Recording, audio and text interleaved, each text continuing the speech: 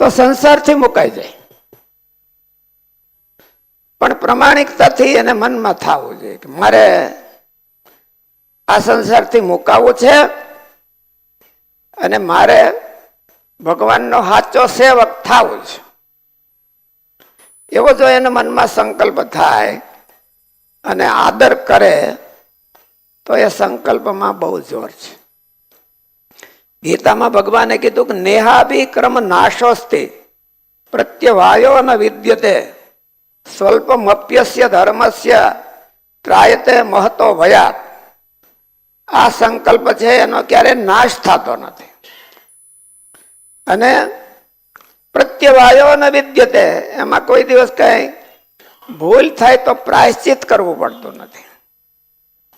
સ્વલ્પમપ્યસ્ય ધર્મસ્ય, એક જો જરાક થઈ ગયો હોય સાચા ભાવથી તો એ જગતથી મુકાઈ જાય. ત્રાયતે મહતો ભયાત. એટલે એ નથી કોણ કરવા દેતું? તો ભગવાને એવું કીધું ગીતામાં કે ભોગેશ્વર્ય પ્રસક્તા નામ તયા અપહરત ચેતસામ વ્યવસાયાત્મિકા બુદ્ધિ સમાધો ન વિધીયતે. આ દેવાના જેને હોય એ આવો હારો સંકલ્પ પણ કરી શકતા નથી. ભોગેશ્વર્ય પ્રસક્તા નામ, એક તો ભોગમાં બહુ આસક્તિ અને ઐશ્વર્ય એટલે માલ મિલકતમાં બહુ આસક્તિ. એમાં જો આસક્તિ હોય એટલે ભગવાને એવું કીધું તયાપહરત ચેતસામ, એનો જીવ એમાં તણાઈ ગયો હોય તો પછી એ હારો સંકલ્પ કરી શકતો નથી. એટલે સમાધાન ન વિધિ હતી, ખાલી સંકલ્પ કરવો છે એમાં બીજું કઈ છે નહીં, પણ તોય ન કરી શકે. ઘણા માણસને સગવડતા બધી હારી હોય, બધું જે કઈ કરે તો થાય એવું હોય, પણ એ કરી જ ન શકે. પુરાણી સ્વામી એક સાખી બોલતા કે શાયર સોનાનો ઉમટ્યો અને રત્ન તણાતા જાય, પણ કરમ હીણો કર વાવરે તો શંખલે મૂઠ ભરાય. ડૂબકી તો મારી એને જોરદાર, રત્ન તણાતા હતા, પણ કરમ હીણો કર વાવરે તો શંખલે મૂઠ થાય. હાથમાં નકરા શંખલા જ આવ્યા, એ કઈ બોલવું આવ્યું નહીં. એટલે ઘણી વખત માણસને સગવડતા બધી હોય છે, ભગવાનમાં જોડાવાની સગવડતા બધી હોય. ત્યાં તો ભગવાને ગીતામાં તો બહુ સારું કીધું, મૂકી કાંઈ નથી તમારે દેવું, તમે તમારે ચોટાડે જ રાખો ગળે. મનથી મૂકવાનું, મૂકીને કઈ દઈ નથી દેવાનું. અમને આલ્યો યોગેશ્વર સ્વામી તમે રાખજો નોટોન બંડલ, તો યોગેશ્વર સ્વામી તો બહુ રાજી થઈ જાય કે એટલે, પણ મૂકી કઈ નથી દેવાનું, તમે તમારે ઘેર જ રાખવાનું. માનસિક થી નોખું પડવું, મહારાજે કીધું માનસિકપણે નોખું પડવું એ બહુ મોટું કામ છે. જનક જેવા રાજાનો માર્ગ છે, એટલે શ્રી કૃષ્ણ ભગવાનનો માર્ગ છે. ભગવાને એવું કીધું કે હું આ નિષ્કામ કર્મયોગને વરેલો છું. આખી જિંદગી ભગવાન નિષ્કામ કર્મયોગને વરેલો. આખી જિંદગી જેટલા યુદ્ધ કર્યા ક્યાંય ગાદીએ બેઠા નહીં, જીતી જાય ગાદીએ ન બે. એ કેટલું બધું એવું કહેવાય કે બધું કામ થઈ જાય અને પછી ગાદી ન બે. એટલે ભગવાન પાછા બધા પોતાના છોકરાને જ બિહારી દીધા એવું નહીં હો, નકર એ ઘણા હતા, પણ એને બધાને બિહારી દીધા એવું નહીં. જેને જીત્યો હોય એનો છોકરાને બિહારે. જરાસંધ ને માર્યો તો જરાસંધ ના દીકરાને ગાદી હોપી. જે રાજાને જીતે એના છોકરાને ગાદીએ બિહારે, પોતાના છોકરાને નહીં. નગર પોતાના છોકરાને તમે જતન ને તમારે જતન ને ગાદીએ બિહારો કે પછી પ્રીત ને બિહારો. એટલે એટલો જ વાંધો, એ આસક્તિ દૂર થાય ત્યારે એવું થાય. તમે આપણે કીધું કે સંકલ્પ કરી શકતા ન હોય તો એમાં કંઈ પૂર્વકર્મ હોય કે એને એવું થતું હોય કે આ બધું છે તો હું ભોગવા વિના રહી જાઉં એટલે નથી કરી શકતા. આસક્તિને લઈને સારો સંકલ્પ કરી શકાતો નથી. આપણને એટલી બધી આસક્તિ આ જગતમાં છે કે એનો સારો સંકલ્પ આપણે કરી શકીએ નહીં. આસક્તિ આપણા જીવને દબાવી દીધો છે. એનાથી ઊંચું માથું કરવા માટે રોલ મોડેલ જોઈએ કે મારે આ પ્રમાણે કરવું છે, આના જેમ કરવું, મારે જનક રાજા થવું છે કે મારે પર્વતભાઈ થવું છે. તો રોલ મોડેલ હોય તો એને થોડુંક બળ આવે કે હાલો અમારે મુક્તાન સ્વામી જેવું થવું છે. તો એને એમ થાય કે મુક્તાન સ્વામી એમ કરતા કોક દીક યાદ આવે. અને આ જગતમાં કઈ એવું અઘરું તો છે નહીં.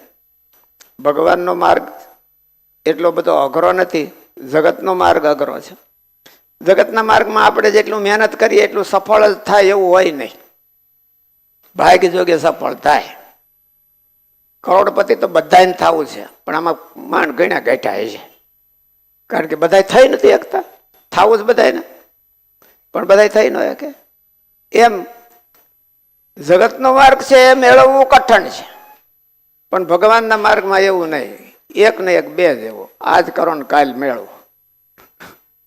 આજ કરો અને કાલ મેળવો. એવું આજ કરો ને આજને જ મેળવો. આજે સંકલ્પ કરીએ તો આજને જ આપણો જીવ નોખો પડે. એટલે કોઈક રોલ મોડેલને આધારે માણસ કરી. આપણે ઘણી વખત કહી છે ને કે સાયકલ વાળો સાયકલ હાંકી જતો હોય ને તો કે બાજુમાં ટ્રેક્ટર હોય તો ટ્રેક્ટરને પકડી લે એટલે સાયકલ મને ભાગવા પેડલ માર્યા. રોલ મોડેલ નું એવું છે કે રોલ મોડેલ હરકો પકડાઈ ગયું હોય તો માણસ નોખું ન પડવું હોય તોય પડાઈ જાય. આ જગતમાંથી નોખું ન પડવું હોય તોય જલ્દી પડી જાય. એટલે પ્રકૃતિ નિત્ય ક્રિયાશીલ છે. તેની સાથે સંબંધ રાખીને કોઈ પણ પ્રાણી કોઈ પણ અવસ્થામાં ક્ષણ માત્ર કર્મ કર્યા વિના રહી શકતું નથી. આથી જ્યાં સુધી પ્રકૃતિનો સંબંધ છે ત્યાં સુધી સમાધિ પણ કર્મ જ છે, જેમાં સમાધિ અને વ્યુત્થાન આ બે અવસ્થાઓ છે. પરંતુ પ્રકૃતિ સાથે સંબંધ વિચ્છેદ થતાં બે અવસ્થાઓ રહેતી નથી. સહજ સમાધિ અથવા સહજાવસ્થા થાય છે. પ્રકૃતિને અરે સંબંધ વિચ્છેદ અહમથી થાય છે. એ અહમને બદલાવવાથી થાય છે. અહમનો નાશ તો કોઈ કરી શકતું નથી, પણ બદલાવી શકાય છે. બદલાવી તો લોકમાં હોતે બદલાવે છે. આપણે જૂના જમાનામાં સંતો દ્રષ્ટાંત દેતા કે જૂના જમાનાનો રિવાજ હતો તો કન્યા છે એ પોતાના મા બાપને ઘેરેથી સાસરાને ઘેરે જાય તો સાસરાને ઘેરે જાય તો એનો અહમ બદલાવી નાખે.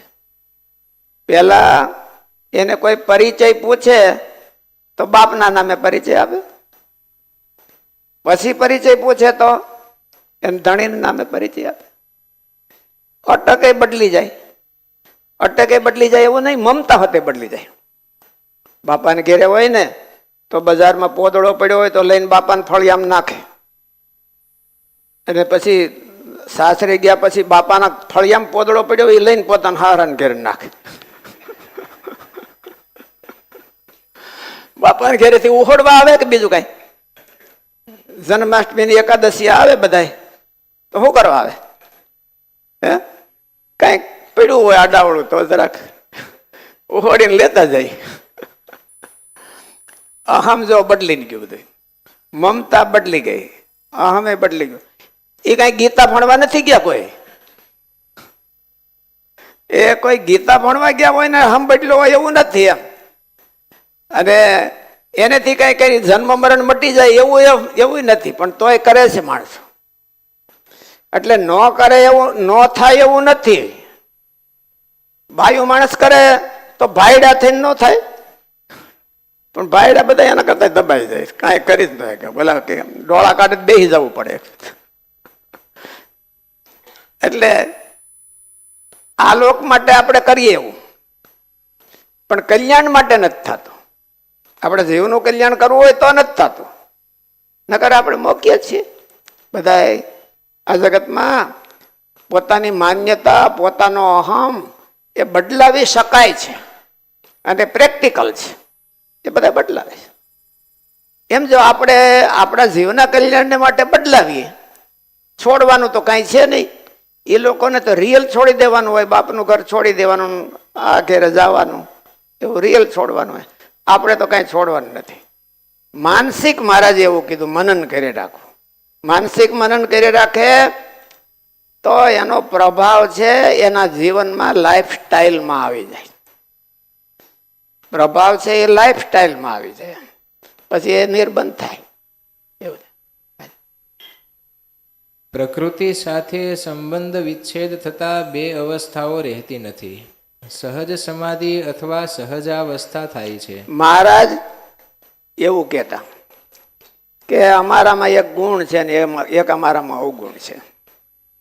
અમારામાં ગુણ હું કે આમ ચપટી વગાડી તો આખા જગતને સમાધિ કરાવી દે, ચપટી વગાડી તો આખું જગાડી દે, એ અમારો ગુણ છે. એક અમારો અવગુણ છે કે આ મુક્તાનંદ સ્વામીને કોઈ દી મુક્તાનંદ સ્વામીને ગોપાળાનંદ સ્વામીને કોઈ દી સમાધિ ન કરાય. શું કરવાને કે સમાધિ કરે તો પાછા આવે નહીં.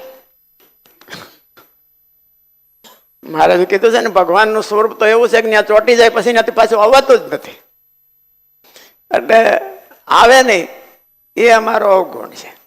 પણ પાછું મુક્તાનંદ સ્વામીને સમાધિ ન થાય, એને ઉગાડી આંખ, અને તો કોઈ દી એને તાણ ન રહે કે મને મહારાજ બીજાને સમાધિ કરાવે ને અમને કેમ નથી કરાવતા.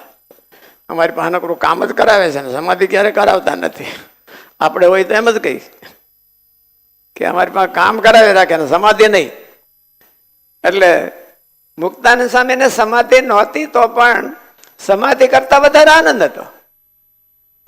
શું કરવાને કે અહમ હતો એને બદલાવ્યો હતો કે હું મહારાજનો સેવક છું અને મહારાજને મારે રાજી કરવા છે, એટલે એનો અહમ બદલી ગયો. એટલે એને સમાધિની વગર સમાધિ સમાધિ ઈ કોકને કહે તો સમાધિ થાય પાછી. એનો ઈ સંકલ્પ કરે. મહારાજ કે મુક્તાનંદ સ્વામી આ તુંબડી તૂટી જાય તમને હાજી કરતા આવડે? ના મહારાજ, એવું અમને આવડે નહીં. નવી કયો તો હરખી કરી દઈ વળી, પણ આ તૂટી જાય તો કોને હાંધી આવડે? એટલે મહારાજ કે તમને ખબર નથી તમારામાં કેટલી શક્તિ છે. તમે એક